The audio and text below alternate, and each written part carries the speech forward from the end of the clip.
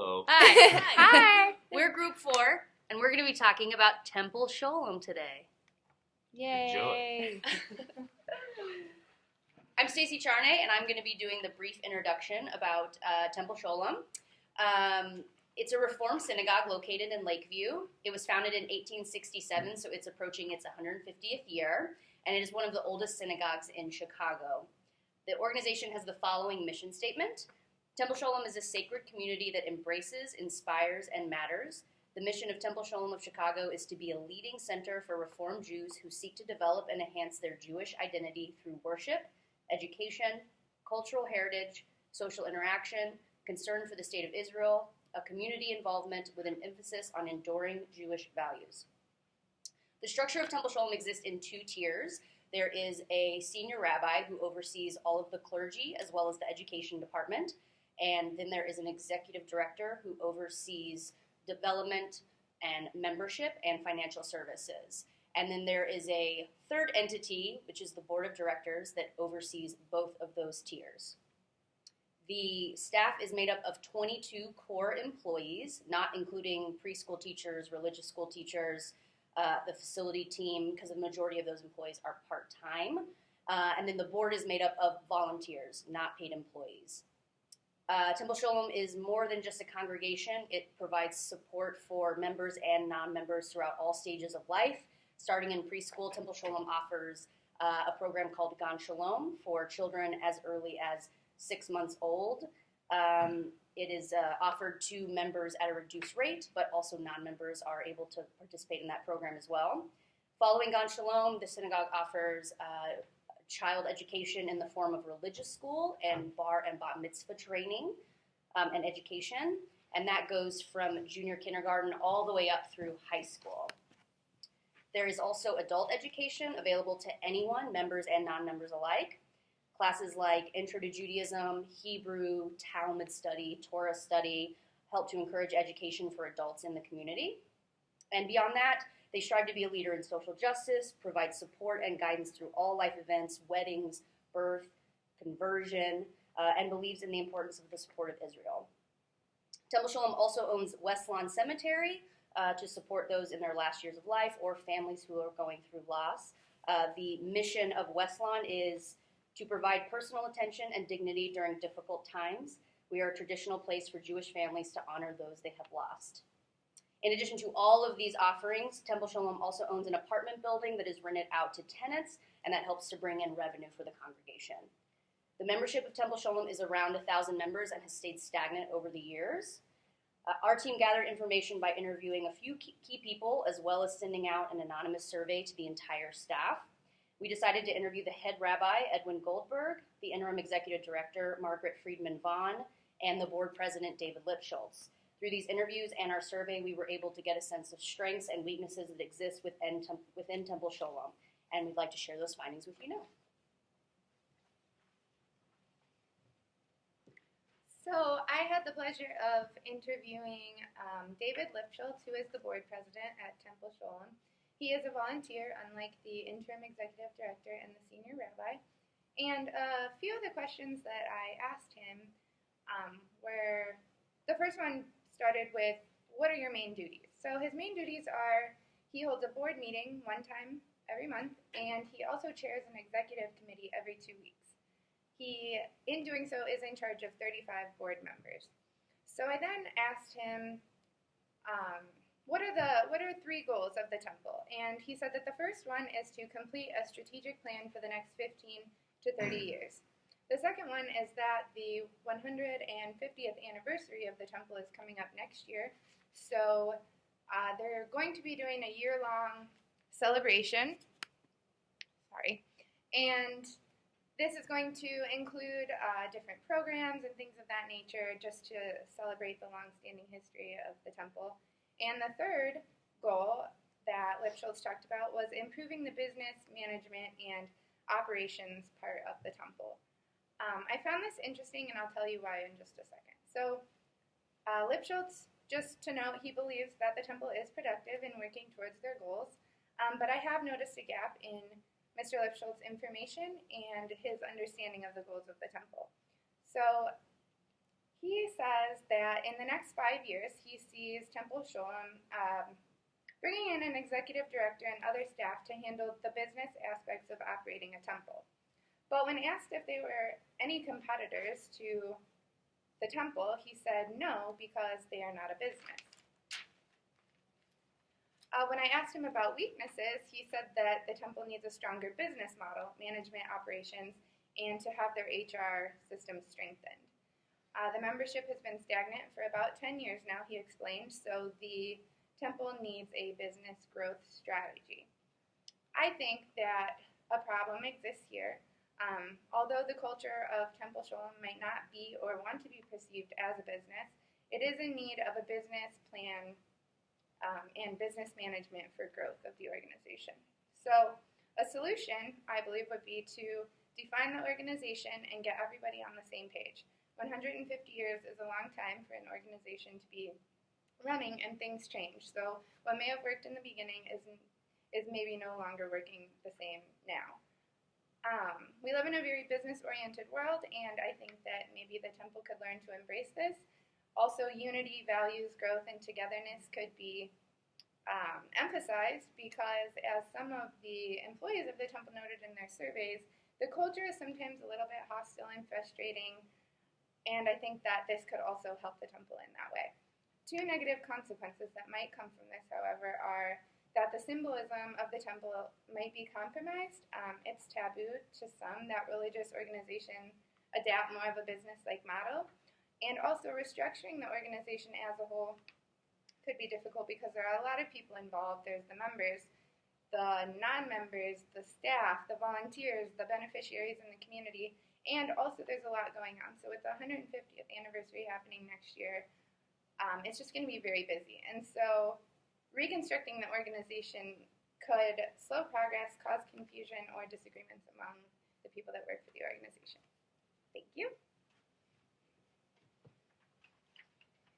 Hello, my name is Crystal Bryson, and I'm going to be describing one of the problems that I identified with the discussion with the interim executive director. When speaking to the interim executive director, she noted that one of the biggest problems with Temple Sholom, and just temples in general, synagogues in general, is getting people to commit their time and money.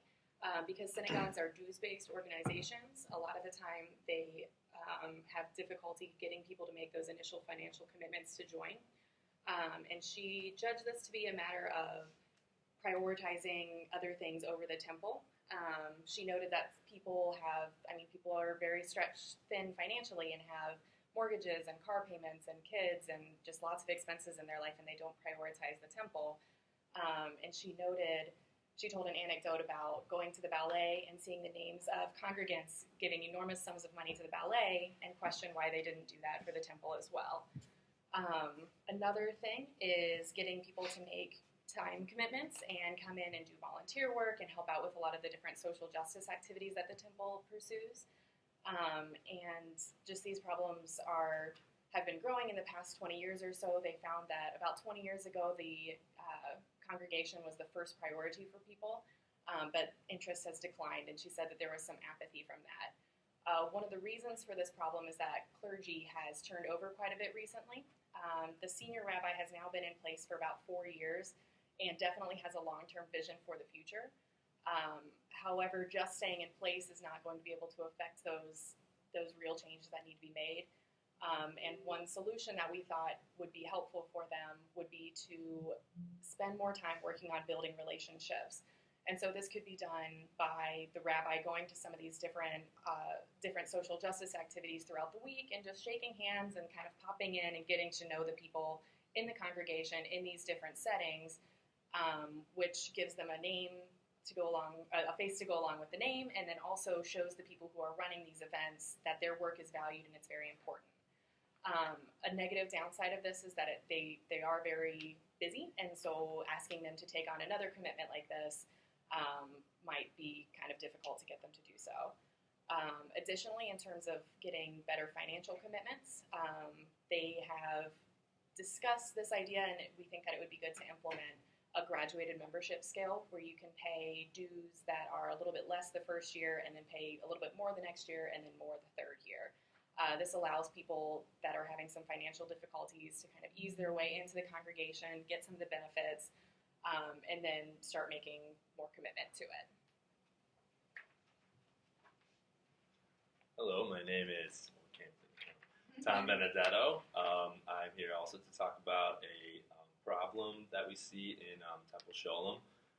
Based on our interviews with the executives in the organization, I personally interviewed Senior Rabbi Edwin Goldberg, who talked a lot about the members' experience in Temple Sholom and how important that is. I found that by talking to him, the greatest strengths of the synagogue are its location in Chicago and the Lakeview community, and its resilience. As my team members alluded to earlier, it's a old and proven institution. It's going on its 150th year in 2017, and a continued goal is always to increase membership. It's a dues. Members are dues-paying members of the synagogue, and that helps. That's sort of the lifeblood of the organization. So another strategy to sort of increase their influence in the community is to continue to grow and increase their membership. So our immediate strategy for this is to capitalize on their 150th anniversary in 2017. Like Kelsey was talking about earlier, they have plans set in motion to really put the word out there that 150 years is a big deal, as you can tell. That's for any organization, that's a huge deal. And we think that by using the anniversary as a mechanism to increase membership and influence, the temple will really benefit. It's obviously one of the oldest synagogues in Chicago, and by sort of putting the word out there that it is a resilient organization, like Rabbi Goldberg had said, that maybe members will be more drawn to coming into the congregation. The temple has actually done this in the past year. They brought in an LGBTQ congregation of 60 members who were looking for a larger group to unite under, and they chose Temple Sholom for their status and reputation in the Jewish community and the Chicagoland community. They sort of united under the name of Temple Sholom and are now members. That speaks to the organization's reputation, and it speaks to their influence, and their history is obviously almost unmatched in Chicago.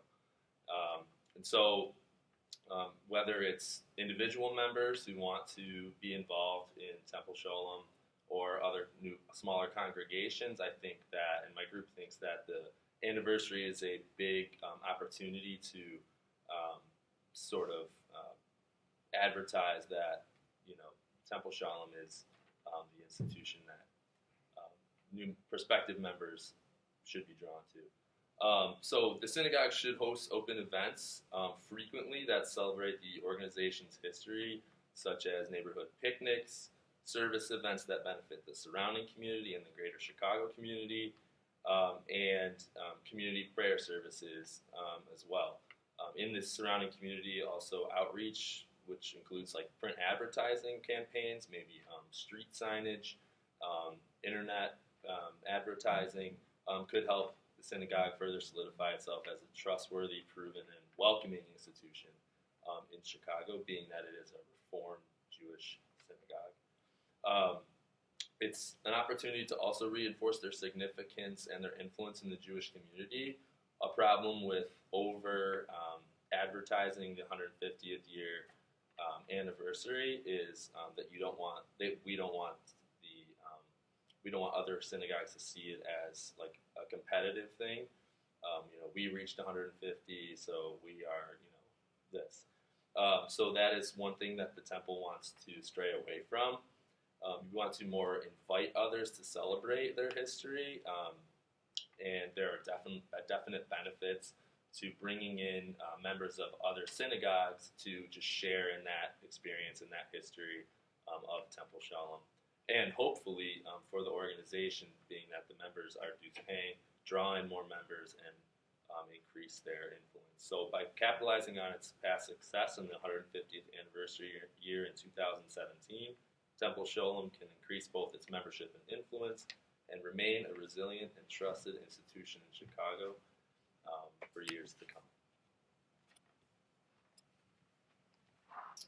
And the final way we gathered information was by submitting an anonymous survey to the employees. So we mentioned earlier there's 22 full-time staff or core staff that exist at the temple. Minus the 3 that we interviewed, we sent out surveys to the other 19. Out of those 19, we received 7 responses, 4 from senior staff and 3 from staff. The purpose was to get an idea from the employees, their perception of the synagogue, as well as how they felt about being an employee at Temple Sholom. We reviewed the responses, and it was pretty clear almost immediately that there seems to be a big disconnect between the senior staff and the staff, and that is creating a negative culture within that group. The first question we asked the employees was to state the goals of Temple Sholom and whether they thought the organization was meeting them. And interestingly enough, nobody listed the same goals, which told us it's clear that they have not identified what those goals are. And we even had an employee who said, I'm not senior staff, so I don't know the answer to this question. So there's also an expectation that because they're not senior staff, they should not be privy to this information or are not. We also asked them to share their personal goals and whether they felt that they were being supported in this environment. And interestingly enough, most people did feel that they were being supported as an employee by this organization. One of the most shocking results was the question where we asked them to describe the culture. And a couple were overall, positive, but most of them were not. Words like chaotic and dysfunctional and even toxic were used in the description of the culture. And this was shared by both staff and senior staff alike. It was not just one or the other. So there seems to be a disconnect between the senior staff and staff. However, everybody's aware of it. It's not just affecting one group. 5 out of the 7 participants shared these negative comments about the culture. So the solution we thought of is that the organization needs some team building. The senior staff and the staff need to have a vehicle to be able to get to know each other. There was a response. One person's response about the organization, and I'll quote here, said, Temple Sholom has an every man for themselves mentality. Everyone's focused on their particular department without regard for how that affects other people. There's also a clear and unnecessary divide between senior staff and the admin team. So this is something that has to be worked on. We have to bring the departments together to be able to work alongside each other. People who have respect for each other and can be friendly generally don't create a toxic environment. So to get to know each other, a series of team building exercises, small groups from different departments coming together to problem solve, the plane crash in Canada, experience, trying to get them to work through, to learn how they think and process as well. It's not just problem solving, but how they think, so that when they have to work together in the future, they can navigate that better. After that, it's also recommended that the team work on setting goals together as an entire entity, 3 or 4 core goals. Now, those can be broken up to be more specific amongst the smaller groups so that it's applicable to them, but the fact that all of them would share the same goals overall could help to avoid confrontation and potential negative relationships in the future. So the overall culture seems very negative, and we also want the employees who are having these negative experiences to have a vehicle or an avenue to express it. So they need to be heard, and we want to make sure that they're comfortable in talking. So we believe that working on those personal relationships is a great way to brighten and improve the culture. Yeah. Thank you. Yeah.